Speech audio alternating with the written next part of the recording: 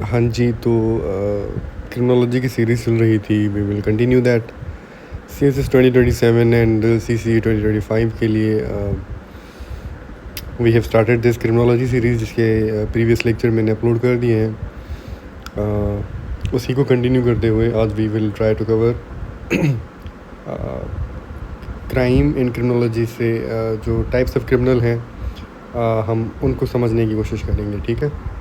Understanding crime, सबसे पहले crime की डेफिनेशन कि क्राइम होता क्या है उसको डिफ़ाइन करते हैं हम कि क्राइम इज़ एन एक्ट और omission that violets public law and is punishable by the state through formal sanctions.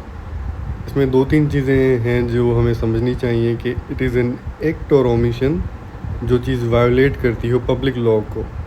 अगर किसी चीज़ का लॉ नहीं बना हुआ तो वो क्राइम नहीं समझा जाएगा। फॉर एग्ज़ाम्पल एक मिसाल लेते हैं हम कि किसी को गाली देना या फिर किसी को थप्पड़ मार देना। अगर किसी सोसाइटी में ये चले मान लेते हैं कि ये गलत काम माना जाता है, but if it is not punishable by the law by the state, तो हम उसे क्राइम नहीं मानेंगे, ठीक है। It has to be punishable by the state, ठीक है। उसके लिए फॉर्मल सैंक्शंस होने चाहिए, तभी वो formally it will be considered is the act of crime, ठीक है। सिंपल डेफिनेशन, ये तो एक फॉर्मल डेफिनेशन होगी, ऐसे कि सिंपल डेफिनेशन पे आते हैं। A crime is any behaviour explicitly prohibited by the law for which a specific legal punishment is prescribed. मतलब कोई भी आप एक्सप्लिसिट लॉ को वायोलेट करते हैं जिसके लिए कोई स्पेसिफिक लीगल पनिशमेंट प्रिस्क्राइब की गई हो, ठीक है। मतलब अगर आप कोई बड़ा जुर्म करते हैं उसके लिए कोई कैपिटल पनिशमेंट होगी। अगर आप कोई पेटी क्राइम करते हैं तो उसके लिए पेटी पनिशमेंट्स होगी, छोटी पनिशमेंट होगी जिसमें पेनल्टी या फिर इम्प्रिजनमेंट हो सकती है, ठीक है। तो ये ऐसे हम डिफ़ाइन करते हैं क्राइम को। अब आते हैं कैरेक्टरिस्टिक्स ऑफ क्राइम पे। ये क्राइम के कैरेक्टरिस्टिक्स क्या हैं। It has to be legally prohibited, मतलब जिस भी स्टेट के अंदर बात चल रही हो, जिस भी सोसाइटी की बात चल रही हो, crime has to be a legal prohibition. Legally वो मतलब प्रोहिबिटेड हो, it must be explicitly forbidden by the existing criminal law at the time of commission, ठीक है। उसके बाद एक्टस रियस एंड ओमिशन। मतलब एक्टस रियस का मतलब क्या होता है, it requires a physical act, मतलब आपने कोई फिज़िकल एक्ट किया हो। आपने अगर सोचा है किसी को हार्म करने का तो वो क्राइम नहीं कंसीडर किया जाएगा। You have to act physically. और a failure to act when legally obligated to do so. मतलब अगर आपने एक्ट करने का सोचा बट यू फेल्ड, अगर आपने किसी को नुकसान देने की कोशिश की या और आपने उस पर एक्ट भी किया बट आप फेल हो गए, आप उसे नुकसान नहीं दे पाए, फिर भी वो क्राइम कमिट हो जाएगा, ठीक है। तो you have to commit a physical act, चाहे फिर आप उसमें सक्सेसफुल हों चाहे वो आप उसमें फेलियर हो जाएं, you will be considered a criminal. उसके बाद सोसाइटल हार्म की बात। एक्टस रियस का मतलब होता है फिज़िकली आपने वो एक्ट करना है, एक्ट करना है आपने वो। अब सोसाइटल हार्म भी उसमें आ जाता है। मतलब आप अगर सोसाइटी पे हार्म इन्फ्लिक्ट कर रहे हों, डेंजर किसी को दे रहे हों, या फिर इंजरी हो किसी इंडिविजुअल के ऊपर, किसी कम्युनिटी के ऊपर, और द स्टेट या स्टेट की इंटीग्रिटी को आप हार्म कर रहे हों, it will be considered a crime. उसके बाद लीगल सेंक्शन भी एक क्राइम का कैरेक्टरिस्टिक है। It carries a pre defined legal punishment enforced by the judicial system, ठीक है। उसके बाद मेंस रिया भी आ जाता है। एक्टस रिया के बाद मेंस रिया। अब इसका क्या मतलब है, इसका मतलब होता है it is committed with criminal intent. Mains रिया का मतलब होता है इंटेंट। जब भी कोई इन्वेस्टिगेशन चलती है, जब इन्वेस्टिगेशन एजेंसी, चाहे वो पुलिस हो या फिर कोई और हो, वो जब भी कोई क्राइम इन्वेस्टिगेट करते हैं, they always look for intent, कि जो क्रिमिनल है उसके पास क्या मोटिव था, क्या उसका इंटेंट था। तभी अगर इंटेंट नहीं मिलता तभी वो मोस्ट ऑफ द केसेस वो क्या कहते हैं, उनका कोई कंक्लूजन नहीं निकलता, कंक्लूसिव नहीं होते। तो किसी भी केस को, क्रिमिनल केस को कंक्लूसिव बनाने के लिए उसका इंटेंट ढूंढना बहुत ज़रूरी होता है, ठीक है। और guilty mind in the vast majority of legal स्टेटरी framework, ठीक है, मेंस rea ये होता है। अब आते हैं एलिमेंट्स ऑफ क्राइम पे, कि क्राइम के एलिमेंट्स क्या होते हैं।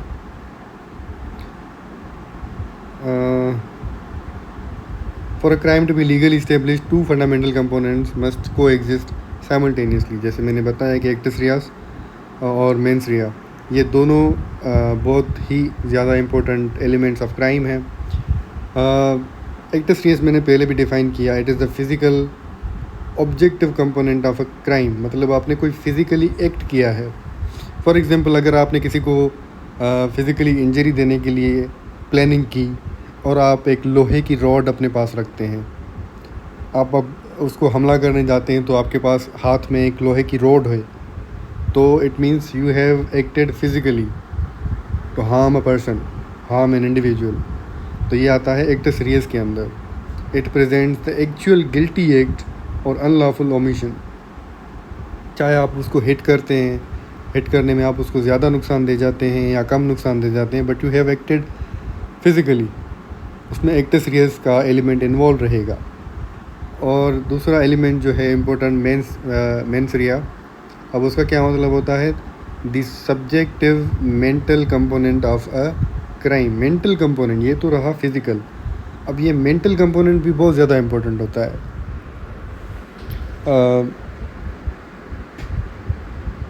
देखें, मैं एक एग्जांपल दे देता हूँ आपको।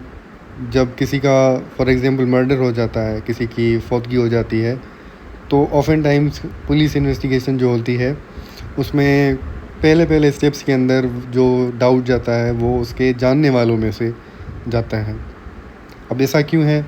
क्योंकि वो जिनको जानता है उन्हीं के पास कोई ना कोई इंटेंट होगा, क्रिमिनल इंटेंट होगा।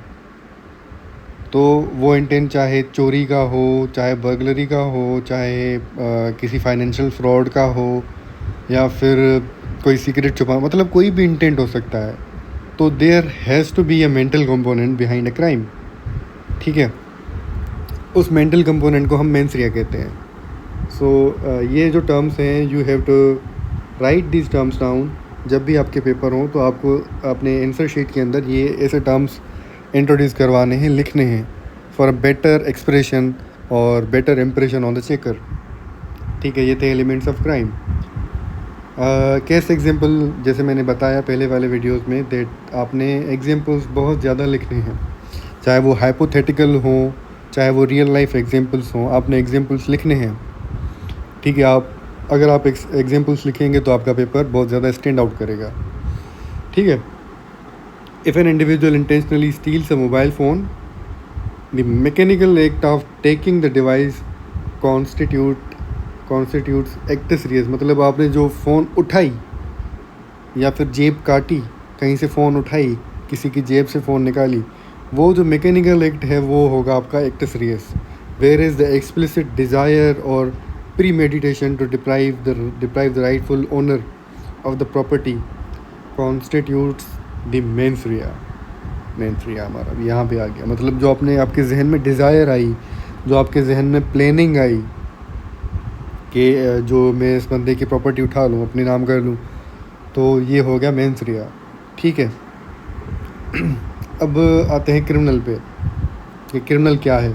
जो बंदा क्राइम कमिट करता है उसे समझने की कोशिश करते हैं। A criminal is legally defined as an individual who commits an act और omission prohibited by the law.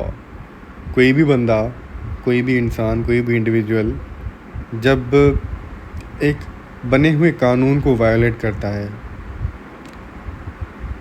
For any intent, for any purpose, वो क्रिमिनल कहा जाएगा, ठीक है। whose culpability is proven in the court of law and who is subjected to state mandated penalties, ठीक है। पहली बात तो उसने कोई क्राइम कमिट किया। दूसरी बात कि उसका जो क्राइम है वो कोर्ट में साबित हो गया। तीसरी बात, वो बंदा जो सब्जेक्ट हो पनिशमेंट पे, पेनल्टीज़ पे, मतलब उस पर कोई ना कोई पेनल्टी लागू हो, तो उसे हम कहेंगे क्रिमिनल। मतलब जो क्राइम कमिट करे, जिसकी कल्पेबिलिटी प्रूव हो जाए और जिसको पेनल्टी लागू हो जाए, तो उसे हम कहेंगे क्रिमिनल। ठीक है, आई होप कि समझ में आ गया होगा कि क्रिमिनल की डेफिनेशन क्या है। An individual who commits a crime, an individual whose culpability is proven in the court, an individual who is subject to penalties will be labelled as a criminal. ठीक है, अगर उसकी कल्पेबिलिटी जो है, उसका गुनाह जो है, उसका क्राइम जो है, वो अगर साबित नहीं हो जाता क्राइम कोर्ट ऑफ लॉ के अंदर, तो वो क्रिमिनल नहीं होगा। ठीक है, और अक्सर औक़ात ये होता है कि हम क्राइम साबित हुए बगैर ही पहले ही लोगों को लेबल कर देते हैं कि वो क्रिमिनल है। क्रिमिनोलॉजी उस चीज़ को भी एड्रेस करती है बाय लेबलिंग थ्योरी। ठीक है, हम उसको आगे जाके कवर करेंगे जब हम थियरीज़ पे आएंगे। क्रिमिनल के कैरेक्टरिस्टिक पे आते हैं। पहली बात जो मैंने बताई आपको, वायलेशन ऑफ लीगल नॉर्म्स। जो लीगल नॉर्म्स होंगे, जो बंदा उनको वायलेट करेगा, एक्टिवली ब्रीच करेगा किसी कोडिफाइड लीगल बाउंड्री को, तो वो क्रिमिनल बन जाएगा। एंटी सोशल अलाइनमेंट, अब इसका क्या मतलब होता है कि someone who performs actions that run counter to prevailing societal values, safety and ethics. ठीक है, वो भी एक क्रिमिनल के कैरेक्टरिस्टिक्स को एग्जिबिट करेगा। Another thing, varied culpability. अब इसका क्या मतलब होता है, में act out of direct malicious intent, जिसको हम प्रीमेडिटेशन कहते हैं, और एक्यूट स्टेटरी नेग्लिजेंस। अब काफ़ी अक्सर औक़ात ये होता है कि आप सेल्फ़ डिफेंस में ख़ुद को बचा लेते हैं। मतलब अगर आपको कोई नुकसान दे रहा है बंदा, तो आप अपना डिफेंस करेंगे, तो उसमें कोई मैलिशियस इंटेंट नहीं होगा आपका, तो आप क्रिमिनल नहीं कहे जाएंगे। बट अगर आपका मैलिशियस इंटेंट है, अगर आपने प्रीमेडिटेट करके रखा है कि मैं यहाँ पे जाके चोरी करूँगा या मैं फाइनेंशियल फ्रॉड करूँगा, तो आपकी कल्पेबिलिटी प्रूव हो जाएगी। ठीक है, उसके बाद यूनिवर्सल सोशो इकोनॉमिक स्ट्रेटम। अब इसका क्या मतलब होता है, it means that criminal behaviours are not confined to a single demographic. मतलब एक सोसाइटी के अंदर क्राइम का जो कॉन्सेप्ट होता है, पर्सपेक्टिव होता है, वो दूसरी सोसाइटी से डिफ़र कर सकता है, तो ये चीज़ यूनिवर्सल नहीं है।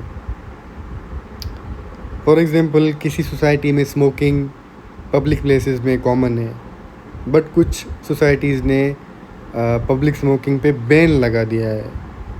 वो कोडिफाइड लॉ के तहत वो एक पनिशेबल ऑफेंस है। ठीक है, तो ये मतलब society to society, demographic to demographic differ करता है। ठीक है, offenders can belong to any social class, profession और बैकग्राउंड। तो जो इसी तरीके से जो ऑफेंडर्स होते हैं वो भी किसी भी बैकग्राउंड से आ सकते हैं, किसी भी सोसाइटी से, किसी भी क्लास से, किसी भी प्रोफेशन से बिलोंग कर सकते हैं। सिमिलरली, तो जो क्राइम है, जो क्रिमिनल है, वो किसी एक मखसूस क्लास का बंदा नहीं हो सकता। फॉर एग्ज़ाम्पल, जैसे अमेरिकन ब्लैक्स, उनके ख़िलाफ़ एक स्टीरियोटाइप है that they steal, they are involve in theft. ठीक है, तो वो एक रेशियल स्लर है, रेशियल स्लैंग है। तो ऐसा कुछ भी क्रिमिनोलॉजी के अंदर नहीं होता। जो क्रिमिनल्स होते हैं, they are seen from a lens of universal socio economic stratum. ठीक है, अब आते हैं टाइपोलॉजीज़ ऑफ क्रिमिनल्स, कि क्रिमिनल टाइपोलॉजीज़ क्या होती हैं, कि क्रिमिनल्स के जो टाइप्स होते हैं, जो उनके टाइपोलॉजीज़ हैं, वो क्या हैं, कैटेगरीज़। अब हम उनको डिस्टिंक्ट टाइपोलॉजीज़ में कैटेगराइज कर सकते हैं based on behavioural patterns, motivations, social standing and frequency of offending. ठीक है, इन चीज़ों के हिसाब से क्रिमिनल्स जो हैं उनको मुख्तलिफ़ कैटेगरीज़ के अंदर डिवाइड किया गया है। अब आते हैं उनके टाइप्स पे। सबसे पहला है ओकेजनल क्रिमिनल। ओकेजनल क्रिमिनल वो होता है, वो इंडिविजुअल होता है जो someone who lapses into criminal behaviour due to sudden situational pressure. मतलब कोई आप पे प्रेशर आ गया, सिचुएशन के हिसाब से आपने कोई क्राइम कमिट कर दिया, देयर वाज नो प्रीमेडिटेशन, ठीक है, आप उसमें लैप्स कर गए गलती की वजह से, या कुछ भी मोटिवेशन थी आपकी, आप सिचुएशनल प्रेशर की वजह से वन टाइम आपने क्राइम कर लिया, आप ओकेजनल क्राइम, उसमें उसकी मोटिवेशन हो सकती है situational pressure, unique environmental opportunities and temporary crisis rather than an inherent criminal disposition. For example, you have never stolen anything, आपने कोई चोरी नहीं की, बट अगर आप देखते हैं कि किसी फार फ्लंग एरिया में कोई बैंक है जहाँ पे कोई स्टाफ वगैरह नहीं है, तो you can see the opportunity of financial fraud, आप उस अपॉर्चुनिटी को सीज़ कर लेते हैं, तो you become an occasional criminal, क्योंकि आपके पास सिचुएशन थी और आपका कोई क्रिमिनल हिस्ट्री नहीं थी, you had never committed a crime before. अब उसके फीचर्स क्या हैं? नॉट अ हैबिचुअल ऑफेंडर, मतलब जो ओकेजनल क्रिमिनल है वो हैबिचुअल ऑफेंडर नहीं होता, टिपिकली कमिट्स पेटी और माइनर क्राइम्स, मतलब जो ओकेजनल क्रिमिनल है वो छोटे मोटे क्रिमिनल क्राइम्स वगैरह में इन्वॉल्व रहता है, behaviour is highly driven by immediate necessity और एक्सटर्नल स्ट्रेस, ठीक है। अब इसके एग्जांपल देख लेते हैं कि a destitute person stealing food और basic medicine solely to survive in acute episode of hunger. For example, अगर कोई इंसान है जो भूखमरी में बैठा है, 2 दिन से उसने खाना नहीं खाया, या चले इसको और सीवियर बना देते हैं कि 2 दिन से उसके बच्चों ने खाना नहीं खाया, and he has no means of earning, उसके पास पैसे भी नहीं हैं, अपॉर्चुनिटी भी नहीं है, तो अगर उसके पास कोई अपॉर्चुनिटी क्रिएट हो जाती है जिससे उसके पास पैसे मिल जाते हैं या फिर खाना मिल जाता है, तो ऑब्वियसली वो चोरी करेगा या किसी को नुकसान देगा, तो हम उसे कहेंगे ओकेजनल क्रिमिनल, वो हैबिचुअल क्रिमिनल नहीं होगा। मूविंग अहेड, दूसरा टाइप है हमारा हैबिचुअल क्रिमिनल। हैबिचुअल क्रिमिनल क्या होता है? An individual who repeatedly cycles through criminal actions, मतलब जो उसकी साइकिल बनी हुई होती है जिसके थ्रू वो क्रिमिनल एक्शंस को एग्जिबिट करता है, एग्जीक्यूट करता है, integrating offence mechanisms into their regular lifestyle, मतलब उनका लाइफस्टाइल ही क्राइम के ऊपर चलता है ओवर प्रोलॉन्ग्ड ड्यूरेशन। अब इसके फीचर क्या हैं? परसिस्टेंट एंड क्रॉनिक ऑफेंडर, ठीक है, criminal acts before routine, criminal acts become routine, ठीक है, वो जो क्रिमिनल एक्ट्स होते हैं वो रूटीन बन जाते हैं, उसके एग्जिबिट्स हाई रेट ऑफ रेसिडिविज्म। रेसिडिविज्म का लेक्चर मैंने अलग से डिलीवर कर दिया है डिटेल्ड। इसका मतलब ये होता है कि एक क्रिमिनल है जिसने क्राइम कमिट किया, वो उसका क्राइम साबित हो गया और उसने जेल टाइम सर्व किया, अपना जेल में रहा, फिर जेल के बाद निकलने के बाद उनके जो करेक्शनल होम्स हैं, प्रोबेशनर्स होते हैं, वो उसका बिहेवियर एनालाइज करते हैं कि वो फिर से क्राइम कमिट करेगा या नहीं करेगा। तो फिर से क्राइम कमिट करने वाली टेंडेंसी को हम रेसिडिविज्म कहते हैं, ठीक है। जो हैबिचुअल क्रिमिनल्स हैं वो रेसिडिविस्ट होते हैं, रीओफेंड करते हैं वो, ये मैंने हाईलाइट कर दिया आपके लिए कि वो रीओफेंड करते हैं, reoffend despite facing corrective punishments. For example, a career thief, chronic burglar repeatedly arrested for street robberies and larcenies, ठीक है। तो ये हमारा हैबिचुअल क्रिमिनल भी हो गया। उसके बाद प्रोफेशनल क्रिमिनल। अब प्रोफेशनल क्रिमिनल क्या होता है? जिसका वो क्रिमिनल जिसका ऑक्यूपेशन ही क्राइम हो, वो होगा प्रोफेशनल क्रिमिनल। जिसका primary source of livelihood he crime पे थ्राइव करता हो, तो वो प्रोफेशनल क्रिमिनल बन जाएगा। इसके फीचर्स क्या हैं? Meticulously plans illicit operations, possesses advanced technical expertise or criminal craft, works deliberately to minimize detection and maximize profit. मतलब उसका ध्यान क्राइम से प्रॉफिट जनरेट करने का होता है. एग्जांपल इसका देखते हैं. एक्सपर्ट सेफ क्रैकर्स,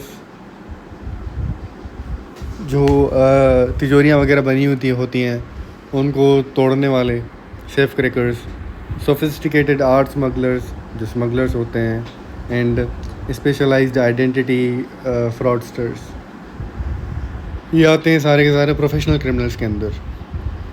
अब आते हैं नेक्स्ट हमारा वाइट कॉलर क्रिमिनल. ये वाइट कॉलर क्राइम्स जो हैं इनको हम सेपरेट वीडियो में भी कवर करेंगे वाइट कॉलर क्राइम्स को, क्योंकि इनके ऊपर नोट आ जाता है अलग से. वाइट कॉलर क्राइम के अंदर term formally introduced by sociologist Edwin Sutherland.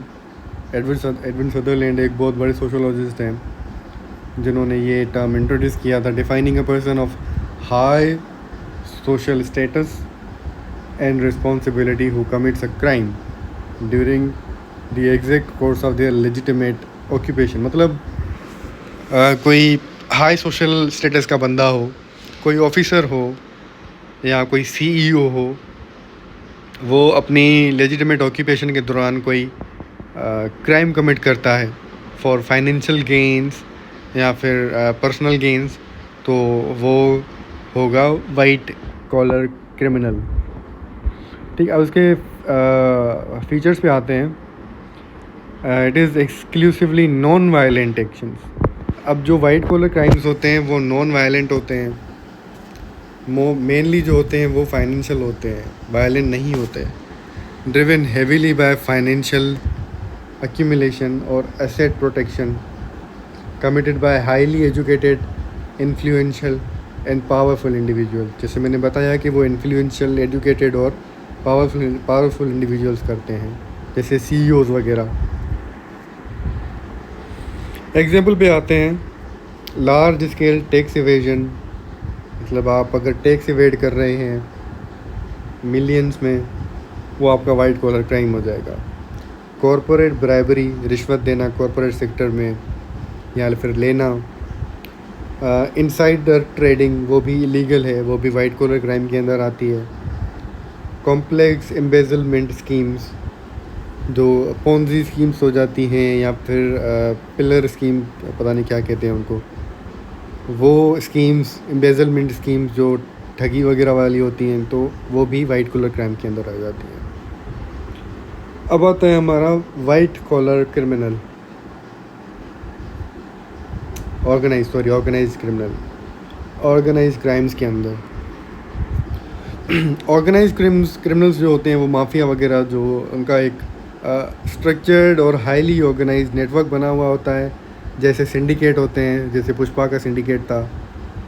Syndicates that engage in continuous large scale illegal enterprises, मतलब ये लार्ज स्केल, बहुत बड़े स्केल पे नेटवर्क बने हुए होते हैं जो मुख्तलिफ़ चीज़ों में इन्वॉल्व रहते हैं, जैसे स्मगलिंग हो गया, ट्रैफिकिंग हो गया और मनी लॉन्ड्रिंग हो गया.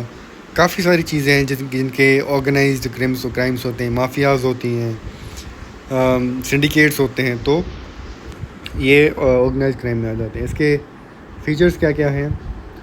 ये हायरार्किकल ऑर्गेनाइजेशन है, मतलब बॉस, उसके नीचे मतलब और उसके काम करने वाले, फिर उनके ऊपर, फिर उनके नीचे काम करने वाले, मतलब एक हायरार्की बनती जाएगी.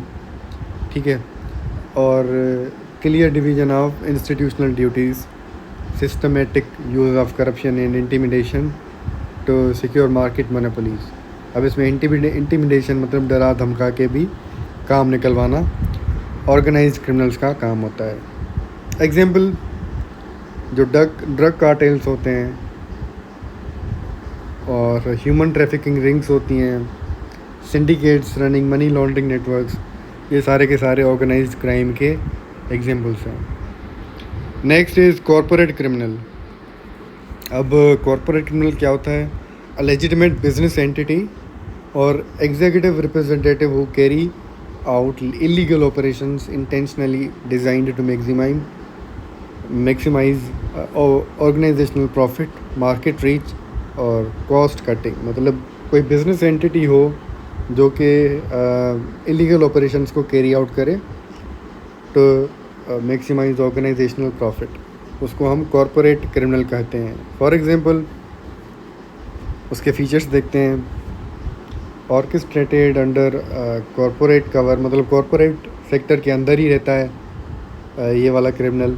Driven by institutional gain, results in wide spread systematic harm to public health, consumer markets, ecological environments. ठीक है, एग्जाम्पल पे आते हैं।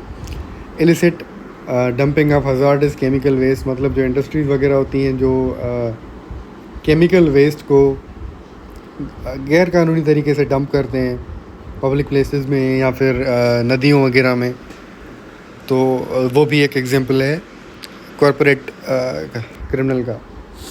इंडस्ट्रियल सेफ्टी वायलेशंस, जो इंडस्ट्रीज़ की सेफ्टी हैं, सेफ्टी नेटवर्क्स बने हुए हैं, सेफ्टी रूल्स बने हुए हैं, उनके वायलेट करने वाले भी कॉरपोरेट क्रिमिनल्स हैं। फ्रॉडुलेंट मार्केट मैनिपुलेशन भी एक इनका फीचर है, एग्जांपल है। अब उनका ये छोटा सा कंपैरिजन है। ठीक है, इसको मैं थोड़ा सा देख लेता हूँ।